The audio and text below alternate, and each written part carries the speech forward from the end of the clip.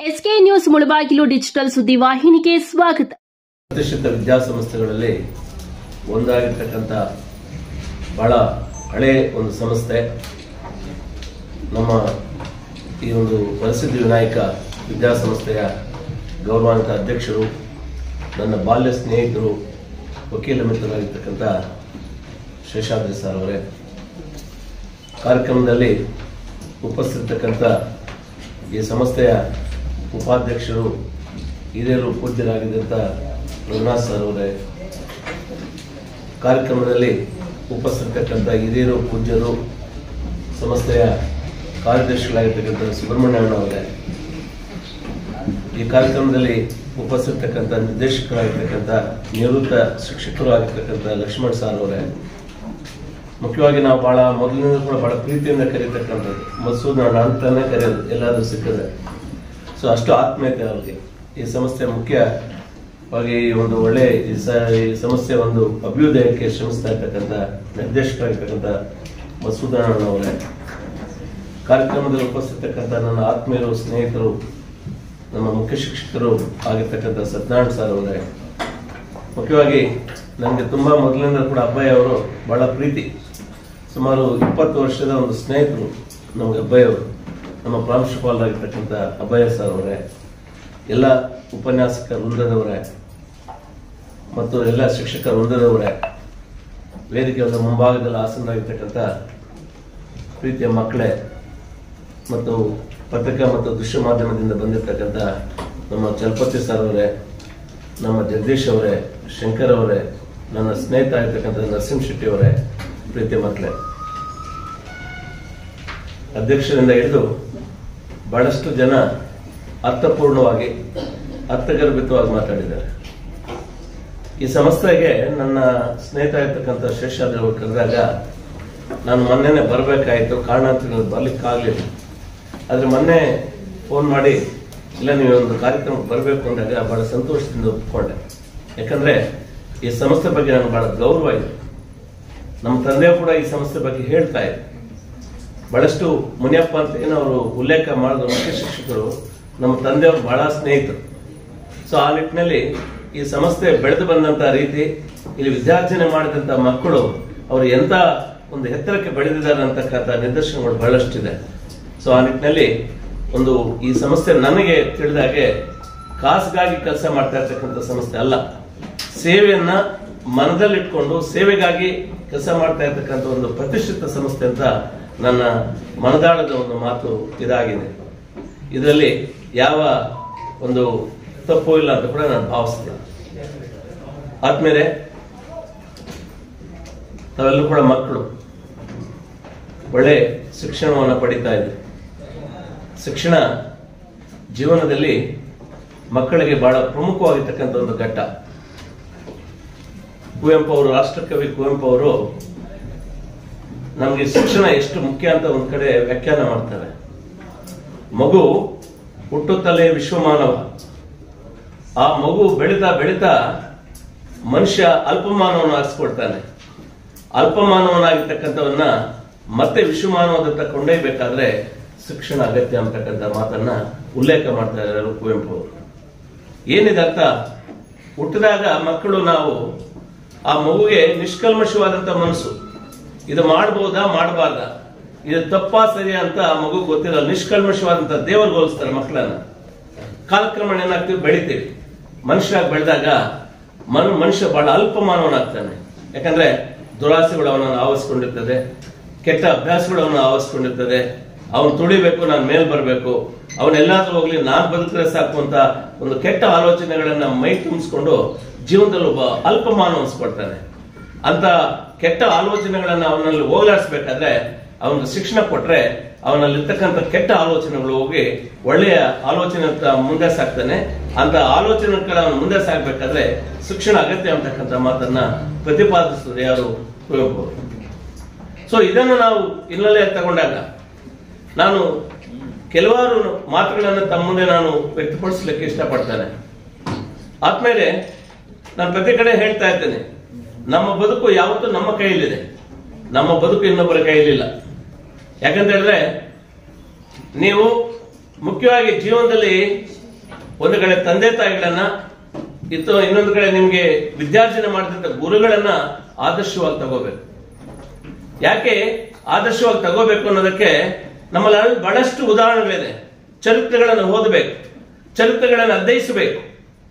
ಯಾಕಂದ್ರೆ ಥಾಮಸ್ ಆಲ್ವಾ ಎಡಿಸನ್ ತಾವೆಲ್ಲರೂ ಕೂಡ ಕೇಳಿದ್ರಿ, ಒಬ್ಬ ಮಹಾನ್ ವಿಜ್ಞಾನಿ. ಹೆಂಗೆ ತಾಯಿ ಅಥವಾ ತಂದೆ ಜೀವನದಲ್ಲಿ ಮಕ್ಕಳಿಗೆ ಒಂದು ಆದರ್ಶಪ್ರಾಯವಾಗಿರ್ತಾರೆ ಅಂತ ಹೇಳೋದಕ್ಕೆ ಒಂದು ನಿದರ್ಶನ. ಅವನು ಚಿಕ್ಕ ವಯಸ್ಸಿನಲ್ಲಿ ಬಹಳ ತುಂಟ, ಪ್ರತಿನಿತ್ಯ ಗಲಾಟೆ ಮಾಡ್ತಕ್ಕಂಥದ್ದು. ಇದರಿಂದ ಶಿಕ್ಷಕ ಬೇಸತ್ತು, ನೋಡು ನೀನ್ ಹಾಳಾಗೋದಿಲ್ಲ ಅಲ್ಲದೆ ಮಕ್ಕಳು ಹಾಳು ಮಾಡ್ತಾ ಇದೆಯಾ, ನೀನು ಶಾಲೆಯಿಂದ ಹೋಗುವಂತ ಕಳಿಸ್ಬಿಡ್ತಾನೆ. ಸರ್ ಹತ್ಕೊಂಡು ಮನೆಗೆ ಬರ್ತಾನೆ, ತಾಯಿಗೆ ಹೇಳ್ತಾನೆ ನನ್ನ ಶಿಕ್ಷಕರು ಏನು ಶಾಲೆಯಿಂದ ಕಳಿಸ್ಬಿಟ್ರು. ಮತ್ತೆ ಆ ಹುಡುಗನ ಕೈ ಹಿಡ್ಕೊಂಡು ನೇರವಾಗಿ ತಾಯಿ ಶಾಲೆಗೆ ಬರ್ತಾಳೆ. ಅಂಗ್ಲಾಚು ಬೇಡ್ಕೊಡ್ತಾರೆ ಶಿಕ್ಷಕರನ್ನ, ಏನೋ ತಪ್ಪು ಮಾಡಿದ್ದಾನೆ, ಮುಂದೆ ಅದನ್ನ ನಾನು ಸರಿಪಡಿಸ್ಕೊಡ್ತೇನೆ, ಅದಕ್ಕೊಂದು ಅವಕಾಶ ಕೊಡಿ ಅಂದ್ರೆ, ಇಲ್ಲ ಇದನ್ನ ಹಾಳಾಗೋದಲ್ದಿನ ಬೇರೆಯವರು ಹಾಳಾಗ್ತಾರೆ, ಇದನ್ನ ಬೇಡ ನೀವು ಇದನ್ನ ಕರ್ಕೊಂಡು ಹೋಗಿ ಅಂತ ಹೇಳ್ಬಿಡ್ತಾನೆ. ಆಗ ಮಗನ ಬಗ್ಗೆ ಆಕೆಗೆ ಆಗ್ಲೇ ಗೊತ್ತಿತ್ತು, ಮಗ ಎಂತ ಬುದ್ಧಿವಂತ, ಅವನು ಯಾವ ಮಟ್ಟಕ್ಕೆ ಹೋಗ್ತಾನೆ ಅಂತ ಶಿಕ್ಷಕರು ಹೇಳ್ತಾರೆ. ಇವತ್ತು ನನ್ನ ಮಗನನ್ನ ಇಲ್ಲಿ ಶಾಲೆಯಲ್ಲಿ ಬೇಡ ಅಂತ ಹೇಳಿದಿರಿ, ಆದ್ರೆ ಒಂದು ದಿನ ಬರ್ತದೆ ಇಡೀ ವಿಶ್ವವೇ ನನ್ನ ಮಗನ ಕಡೆ ನೋಡುವಾಗ ಮಾಡ್ತೀನಿ ಅಂತ ಹೇಳಿ ಪಣ ತೊಟ್ಟು ಆ ಮಗನ ಕೈ ಹಿಡ್ಕೊಂಡು ಆಚೆ ಬರ್ತಾಳೆ ತಾಯಿ. ಮನೇಲಿ ಪಾಠ ಹೇಳ್ತಾಳೆ, ಅವಳು ಒಳ್ಳೆ ವಿದ್ಯಾಭ್ಯಾಸವನ್ನ ಕೊಡ್ಸ್ಕೊಡ್ತಾಳೆ. ಇವತ್ತು ನಾವು ಕತ್ಲಲ್ಲಿ ಏನು ಬೆಳಕನ್ನು ಕಾಣ್ತೀವಿ, ಆ ಬಲ್ಪನ್ನು ಕಂಡಂತ ಒಬ್ಬ ಮಹಾನ್ ವಿಜ್ಞಾನಿ ಯಾರು? ಥಾಮಸ್ ಆಲ್ವಾ ಎಡಿಸನ್. ಅಲ್ಲಿಗೆ ಸ್ಫೂರ್ತಿ ಅನ್ನೋದು ಎಲ್ಲೂ ಇಲ್ಲ, ನಮ್ಮ ತಂದೆ ತಾಯಿಗಳಲ್ಲೇ ಇದೆ. ಶಿವಾಜಿ ತಾಯಿಯ ಮಡಿಲಲ್ಲಿ ಬದುಕಿದಂತವನು. ಶಿವಾಜಿ ತಾಯಿಯ ಮಡಿಲಲ್ಲಿ ಬದುಕಿ ಈ ದೇಶದ ಭಾವೈಕ್ಯತೆ ಸದೃಢತೆಯನ್ನ ಮೆರೆದಂತ ಒಬ್ಬ ಮಹಾನ್ ಛತ್ರಪತಿ.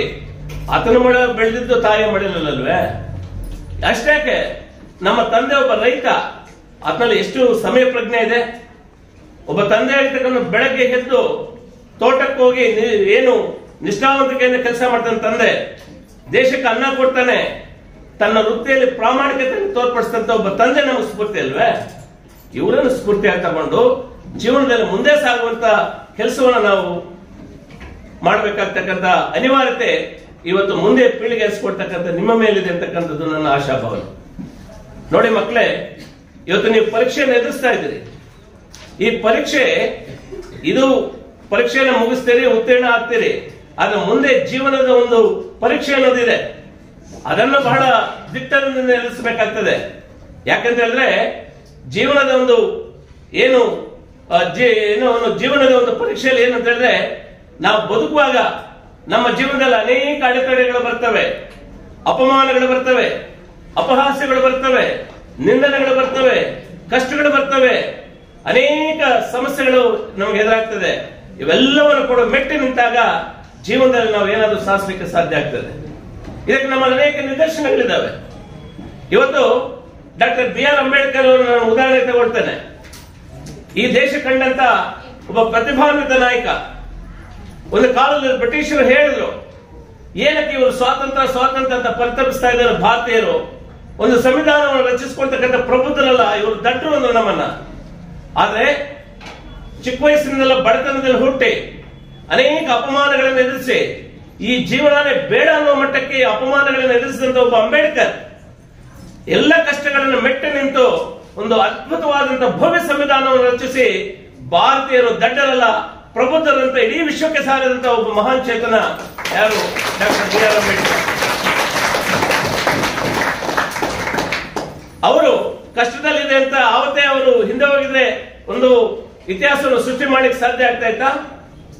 ಒಬ್ಬ ಅಬ್ದುಲ್ ಕಲಾಂ ಮನೆಗೂ ಪೇಪರ್ ಆಗ್ತಾ ಇದ್ದಂತವನು, ಬಡತನದಲ್ಲಿದ್ದಂತವನು, ಬಡತನದಲ್ಲಿ ಬಹಳಷ್ಟು ಸೋಲಿಗೆ ಹೋಗಿದ್ದಂತವನು, ಬಡತನ ಅನ್ಕೊಂಡು ಮನೇಲಿ ಕೂತಿದ್ರೆ ಅವರು ಒಬ್ಬ ಮಹಾನ್ ವಿಜ್ಞಾನಿ ಆಗ್ತಾ ಇದ್ದ, ಈ ದೇಶದ ಒಬ್ಬ ರಾಷ್ಟ್ರಪತಿ ಆಗ್ತಾ ಇದ್ದ.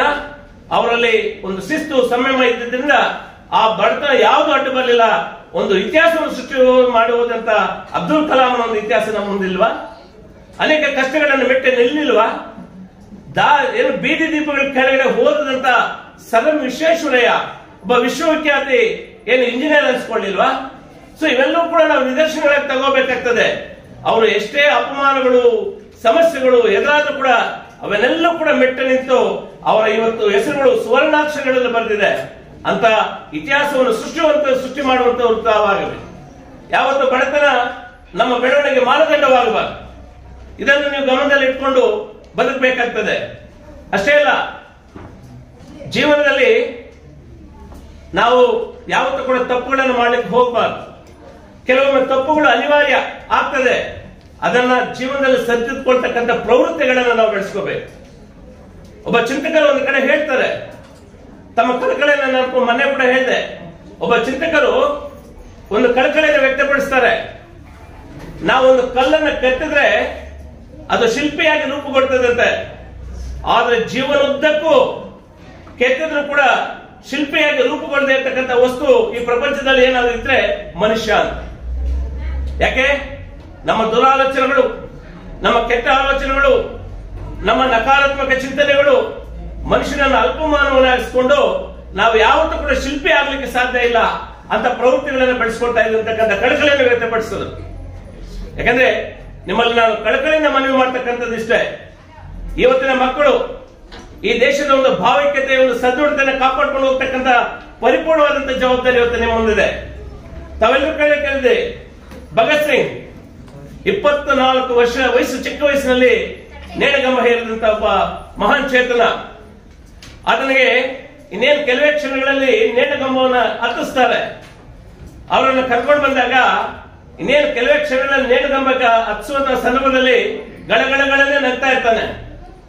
ಆಗ ಬ್ರಿಟಿಷ್ ಅಧಿಕಾರಿ ಕೇಳ್ತಾರೆ, ಏನು ಭಗತ್ ಸಿಂಗ್, ನಿನ್ಗೇನು ತಲೆ ಕೆಟ್ಟಿದ್ಯಾ? ಕೆಲವೇ ಕ್ಷಣಗಳಲ್ಲಿ ಸತ್ತೋಗ್ತೇನೆ, ನೀನು ನೇಣಗಂಬಗೆ ಎತ್ತೀಯಾ?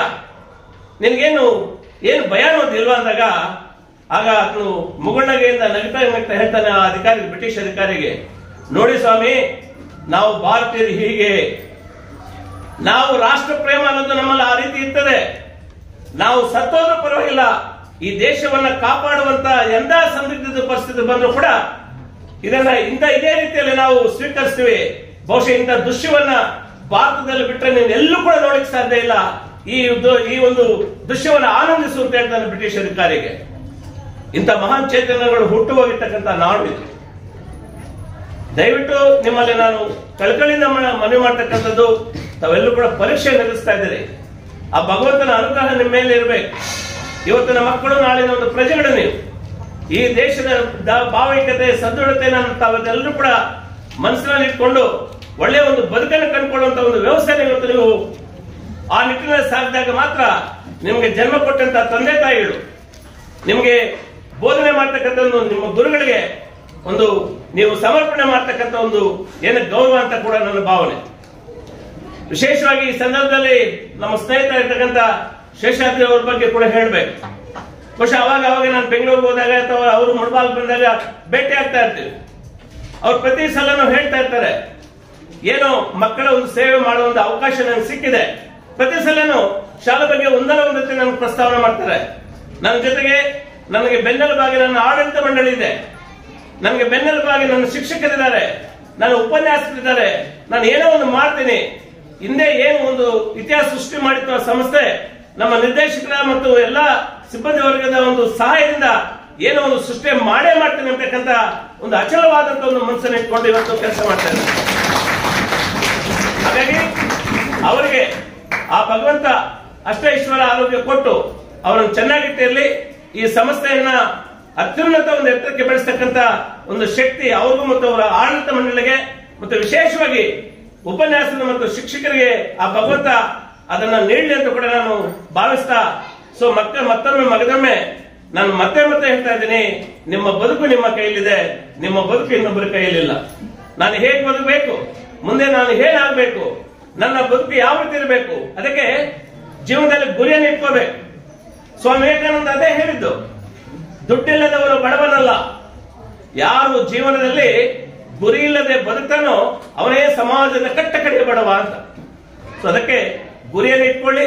ನೀವು ಅನ್ಕೊಂಡಿದ್ದನ್ನು ಸಾಧಿಸಿ ಜನ್ಮ ಕೊಟ್ಟಂತ ತಂದೆ ತಾಯಿಗಳಿಗೆ, ಬೋಧನೆ ಮಾಡ್ತಕ್ಕಂಥ ನಿಮ್ಮ ಗುರುಗಳಿಗೆ, ನಿಮಗೆ ವಿದ್ಯಾರ್ಥಿನ ಕೊಟ್ಟಂತ ಈ ಸಂಸ್ಥೆಗೆ ಒಂದು ಕೀರ್ತಿಯನ್ನು ತಂದು ಒಂದು ಒಳ್ಳೆ ಮಕ್ಕಳಾಗಿ ತಾವು ಬೆಳೆದು ಹೊರಹೊಮ್ಮಬೇಕು ಅಂತ ಕೂಡ ಆ ತಾಯಿ ಸರಸ್ವತಿಯಲ್ಲಿ ನಾನು ಪ್ರಾರ್ಥನೆ ಮಾಡ್ತಾ ಈ ಸಂಸ್ಥೆ ಇನ್ನೂ ಒಂದು ಎತ್ತರಕ್ಕೆ ಬೆಳೆಯಲಿ ಅಂತ ಕೂಡ ಆ ಭಗವಂತನಲ್ಲಿ ನಾನು ಪ್ರಾರ್ಥನೆ ಮಾಡ್ತಾ, ನಮ್ಮಿಂದ ಈ ಸಂಸ್ಥೆಗೆ ಏನೇ ಒಂದು ಸಹಕಾರ ಬೇಡದು ಕೂಡ ಸದಾ ನಾವು ಸಿದ್ಧ ಇರ್ತೇವೆ ಅಂತ ಕೂಡ ಆಡಳಿತ ಮಂಡಳಿಗೆ ನಾನು ಮನವಿ ಮಾಡ್ತಾ, ಈ ಒಂದು ಅವಕಾಶ ಕೊಟ್ಟಿದ್ದಕ್ಕಾಗಿ ನಾನು ತಮ್ಮೆಲ್ಲರಿಗೂ ನಾನು ವಂದಿಸಿ ನನ್ನ ಮಾತನ್ನು ಮುಗಿಸ್ತೇನೆ.